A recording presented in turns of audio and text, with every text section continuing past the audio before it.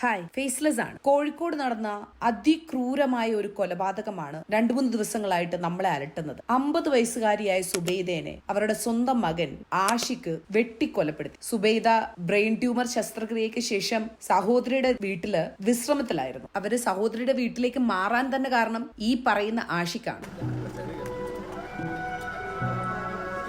ശനിയാഴ്ച ഉച്ചയ്ക്ക് ഈ ആഷിക്ക് അയൽവാസിയായിട്ടുള്ള ഒരാളോട് തെങ്ങ് മുറിക്കാനാന്ന് പറഞ്ഞിട്ട് ഒരു കത്തി മീൻസ് ഈ തെങ്ങൊക്കെ മുറിക്കുന്ന രൂപത്തിലുള്ള കത്തി അത് വാങ്ങിച്ചിട്ട് അതുപയോഗിച്ചാണ് ഇദ്ദേഹത്തിന്റെ തന്നെ സ്വന്തം അമ്മയെ വെട്ടിക്കൊലപ്പെടുത്തിയത്. ഉച്ചയ്ക്ക് 2:30 മണിയോട് കൂടിയിട്ടാണ് ഈ സംഭവം നടക്കുന്നത്. പ്രത്യേകിച്ച് ഒരു തരത്തിലുള്ള പ്രകോപനവുമില്ല. തേങ്ങ പൊളിക്കാനാണെന്ന് പറഞ്ഞ് കുടുവാള് വാങ്ങിക്കൊണ്ടുവന്ന് ഉമ്മയുടെ കഴുത്തിൽ വെട്ടുന്നത്.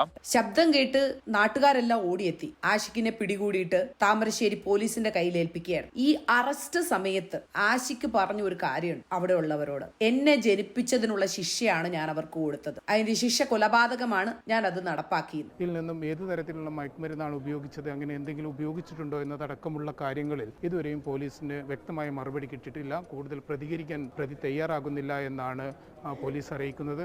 ഈ പയ്യൻ ശരിക്കും പറഞ്ഞ നല്ല കുട്ടിയായിട്ട് വളർന്നു വന്ന ഒരു പയ്യനാണ്. ഇവന്റെ ഉമ്മ വീട്ടുപണിക്ക് പോയിട്ടാണ് ഇവനെ വളർത്തിയത്, ഉപ്പയില്ലായിരുന്നതുകൊണ്ട്. അങ്ങനെ ഇവരൊരു വീട് വരെ വെച്ചു. അവിടെയായിരുന്നു ഈ അമ്മയും മകനും കഴിഞ്ഞിരുന്നത്. ഈ മകൻ എന്തു പറഞ്ഞാലും അമ്മ വാങ്ങിക്കൊടുത്തിരുന്നു. അവന് പുതിയ ബൈക്ക് വേണമെന്ന് പറഞ്ഞാൽ പുതിയ ബൈക്ക്, അങ്ങനെ എന്തും വാങ്ങിക്കൊടുത്താണ് അമ്മ. അത്രയും സ്നേഹത്തോടു കൂടിയാണ് ഈ പയ്യനെ വളർത്തിയിരുന്നത്. ഇവനും അതുപോലെ തന്നെ യാതൊരുവിധ പ്രശ്നങ്ങളും ഇല്ലാത്ത ഒരു കുട്ടിയായിരുന്നു. സമൂഹത്തില് ആ നാട്ടുകാര് മൊത്തത്തിൽ പറയുന്നത് ഇവനെ കുറിച്ച് അത്രയും നല്ല ഒരു അഭിപ്രായമാണ് ഇവന്റെ ഈ മയക്കുമരുന്ന് എടുക്കുന്നതിന് മുമ്പുള്ളത്. പക്ഷേ ഇവന്റെ +2 പഠനത്തിന് ശേഷം ഇവൻ ഉന്നത പഠനത്തിന് പോയപ്പോഴാണ് ഈ മയക്കുമരുന്ന് കൂട്ടുകെട്ടിലേക്ക് പെടുന്നതും അവിടെ വെച്ച് ഇവൻ മയക്കുമരുന്ന് ആദ്യമായി ട്രൈ ചെയ്യുന്നതും. അതിനുശേഷം പിന്നീട് ഒരിക്കലും ഇവൻ നോർമൽ ആയിട്ടില്ല.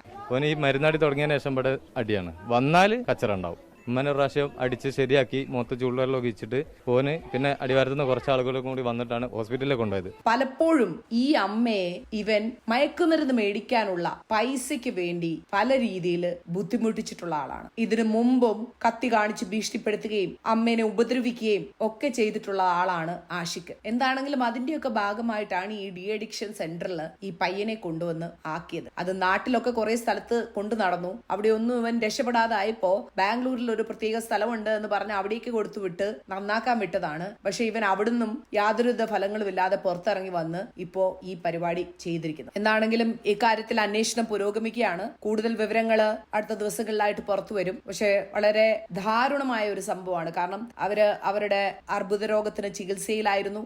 അതിൽ നിന്ന് രക്ഷപ്പെട്ടെങ്കിലും ഈ മകന്റെ കരങ്ങൾ കൊണ്ട് വെട്ടേറ്റ് വീഴാനായിരുന്നു അവരുടെ വിധി. ആ വേദനയുമായാണ് അവർ മടങ്ങിയിരിക്കുന്നത്. ഇവനെ പോലെയുള്ളവർക്ക് കൊടുക്കേണ്ട ശിക്ഷ അതിന്റെ പാരമ്യത്തിൽ ആകണം എന്ന് മാത്രമാണ് എനിക്ക് പറയാനുള്ളത്. ബൈ.